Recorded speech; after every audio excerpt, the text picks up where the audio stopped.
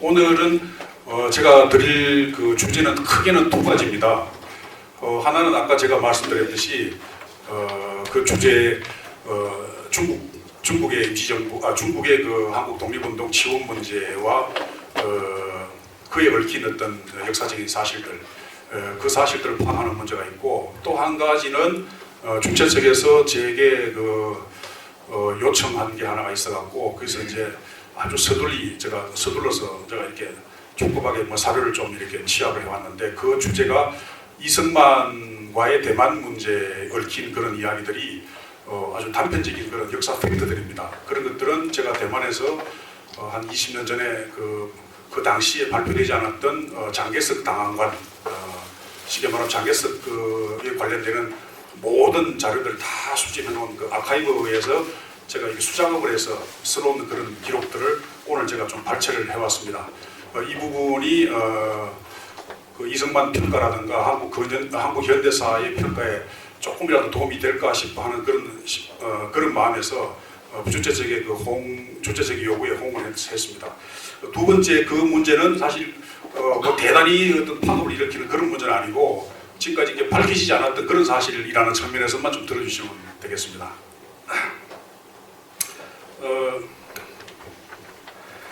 그 첫 번째 문제 제 본론에 들어가서 중국이 제가 말씀드리는 중국이라는 것은 49년 이전, 그러니까 1949년 10월 중화인민공화국이 수립되기 이전에 국민당 정권, 소위 말해서 중국 국민당, 중화민국이라고 하지 않습니까? 그걸 말씀드립니다. 지금도 중화민국 대만에서 이렇게 존재하고 있습니다만, 그 당시에 중국 국민당이 아시다시피 역사가 아주 굉장히 깊은 당입니다. 동맹회로부터 해서 벌써 1800년대 말에 설립이 돼갖고 굉장히 민족운동을 아주 주도를 했던 그런 당 중에 하나입니다. 그러다가 1920년 정도 초기에 중국 공산당이 승립되면서 북파가 이제 어떤 중국 현대사를 이끄는 하나의 동력이었습니다. 근데 그 과정에서 우리 한국 독립운동의 리더들이 중국에 이제 가서 활동하게 되지 않습니까?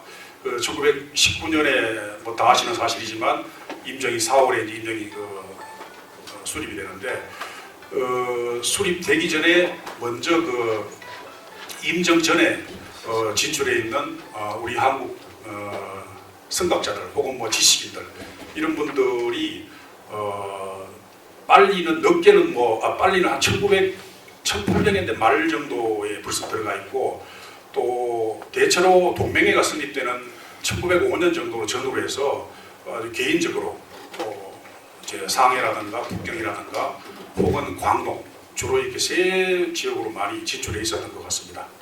그러다 보니까 그런 분들이 각자의 어떤 동기들은 중국 문화를 흠모하기도 하고, 또 대체로 다 그 한학자들이죠. 그 당시에 지식인들이라는 게 전부 기본적으로 어떤 중국의 세계관을 중심으로 공부를 하고 지식이 그렇게 이렇게 형성이 되어 있는 분들입니다. 그러다 보니까 중국 말은 몰라도 중국 유지들을 만나서 필담을 충분히 할 수 있는 그런 수준이었습니다. 그런 분들이 주로 이제 크게 나누면 두 계통으로 나눌 수가 있는데, 상해 임정 전에는 광동 쪽의 지식인들이, 한국 지식인들이 많이 있었습니다. 특히 민성린이라든가 김규식이라든가 이런 분들 많이 이제 활동을 했고, 그분들이 주로 이제 국민당의 요인들, 국민당 혁명지사들과의 교류를 상당히 많이 했습니다. 그러다 보니까 개인적인 친분이 아주 도타와졌던 그런 일이 있었던 것 같습니다. 그 다음에 이제 1920년대 전후로 해서 이제 북경으로 지식인들이 많이 가기도 하고 했는데, 그분들은 또 상해가 아닌 북경 군벌정부와의 또 교류를 또 하게 되는 것 같습니다.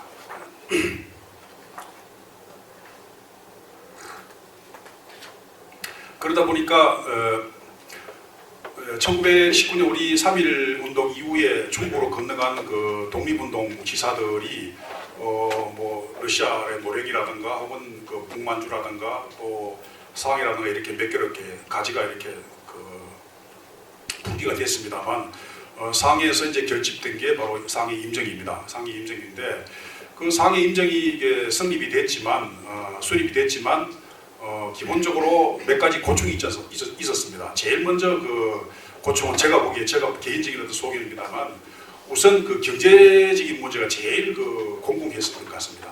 뭐 경제 문제라는 게 어느 독립운동이라든가 어떤 그 단체에서든 간에 가장 중요한 문제죠. 어떤 뭐 활동을 할 때 가장 중요한 문제인데 그것이 굉장히 어려웠던 것 같고 두 번째는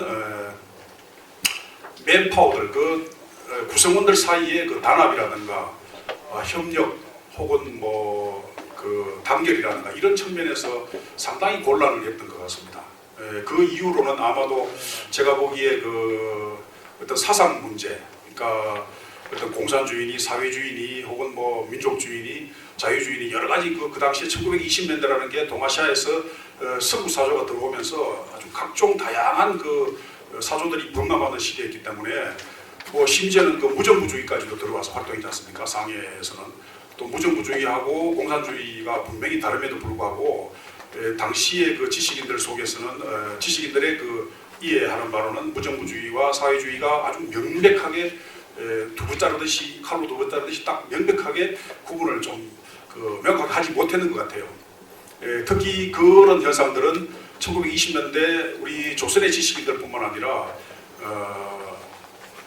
그 중국 지식인들도 상당 부분이 모호했던 것 같습니다. 중국 공산당이 만들어질 때도 중국의 무정부주의자하고 같이 협력을 했습니다.